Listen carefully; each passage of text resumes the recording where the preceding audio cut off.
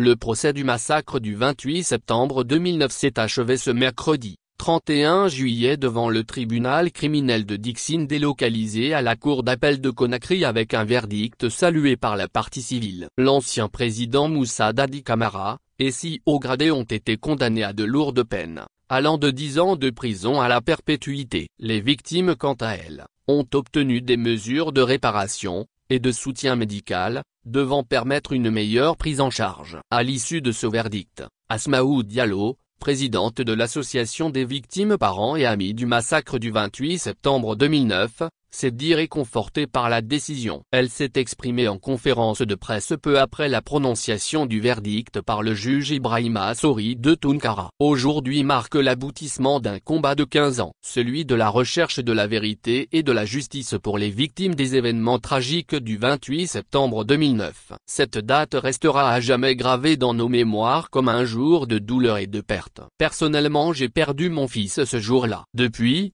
j'ai partagé la souffrance et la détermination de plusieurs centaines d'autres victimes directes et indirectes de ces massacres. Chaque étape de ce combat était marquée par des moments de désespoir, mais aussi par une détermination inébranlable. Nous avons été portés par la conviction que la vérité devait éclater non seulement pour honorer la mémoire de ceux que nous avons perdus mais pour prévenir de futures atrocités, a-t-elle déclaré devant la presse.